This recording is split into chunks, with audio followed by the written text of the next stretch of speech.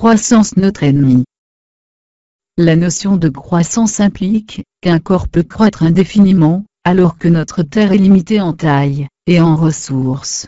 Nous le constatons depuis une cinquantaine d'années, elle ne peut plus supporter nos impacts dévastateurs. Comme la grenouille de la fable, qui voulait se faire plus grosse que le bœuf, elle risque bien d'exploser de notre inconscience.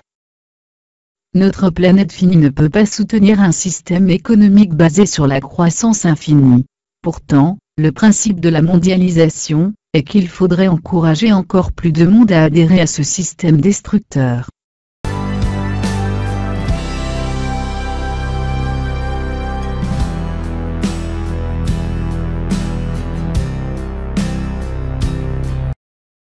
Les politiciens nous vendent à longueur d'antenne pour justifier leur prise de décision anti-vie, est un mythe d'une extrême dangerosité. Depuis 1946, nous, Occidentaux avons connu un taux annuel de croissance moyen de 4,5%, ce qui est sans précédent dans l'histoire de l'humanité.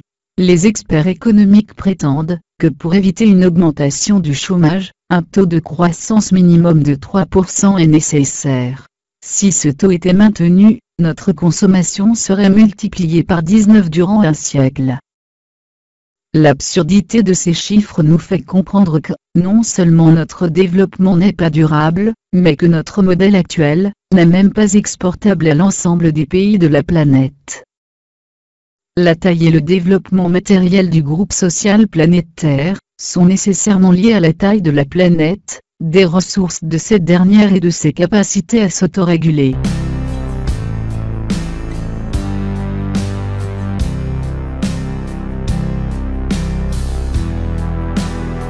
Le mythe de la croissance matérielle implique que nous pourrions ainsi croître démesurément. Nous avons donc deux solutions: diminuer notre impact environnemental par une décroissance soutenable, une simplicité volontaire, ou, comme l'exprime Pierre Rabhi, par une sobriété heureuse, et réduire drastiquement notre natalité. Car, si le système monétaire est la cause de bien des problèmes, la seconde source est bien la démographie galopante de l'espèce humaine.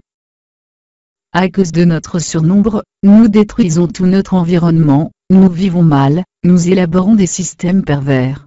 Notre surnombre porte en lui le germe de notre propre apocalypse. Qu'aurions-nous besoin de tant d'armées, de bombes nucléaires, de virus mortels, si nous étions 1000 fois moins sur Terre? Avant qu'il ne soit trop tard, il est important de régler notre problème de démographie. L'apprentissage de la maîtrise de la fécondité est une priorité. La proportion d'individus dans une espèce donnée est déterminée depuis la nuit des temps par la pyramide des espèces. C'est elle qui permet le maintien de la biodiversité et la continuation de la vie. Chaque fois que la pyramide des espèces a été rompue localement, la richesse du milieu a été perturbée gravement, voire totalement détruite. La pyramide naturelle est constituée d'une base, large et stable, accueille les micro-organismes, puis les végétaux, puis les insectes, puis les herbivores, puis les premiers prédateurs. Au fur et à mesure que l'on monte vers le sommet, on trouve, normalement, les grands prédateurs, en nombre de plus en plus réduit. À l'origine, nous étions plutôt proies que prédateurs. Mais notre intelligence technique, notre faculté d'adaptation, nous a fait passer au statut de prédateurs. Et non seulement de prédateurs, mais de super-prédateurs. Plus rien n'est à l'abri de nos fourchettes insatiables, de nos tronçonneuses, de nos abattoirs, de nos bulldozers. En déboisant massivement, nous stérilisons la couche arable, nous réduisons les forêts anciennes, qui abritent des millions d'espèces de toute nature. Notre action sur le changement climatique achève ce que nos couteaux ou notre industrie ne font pas. Bref, nous sommes en présence non plus d'une pyramide équilibrée, mais d'un champignon maléfique, de bien sinistre mémoire. De deux choses l'une, où nous réduisons efficacement notre nombre, par une éducation poussée au contrôle de notre propre fertilité, pour revenir à un chiffre compatible avec une pyramide saine des espèces. Où nous changeons radicalement notre rapport au monde, en particulier dans notre mode alimentaire. Quand nous aurons tout détruit, tout dévoré, que nous restera-t-il avant de redevenir cannibales, et d'enfin nous autoréguler? Pour notre société, nous avons matériellement atteint notre taille adulte, car nous sommes en mesure de répondre à tous nos besoins matériels. En réalité, la course à la croissance est un mode de fonctionnement dû, directement, à la démence du système monétaire. Dans notre système, la croissance est rendue indispensable par le fait que l'argent créé est temporaire et que les banques ne créent que le capital emprunté, pas les intérêts.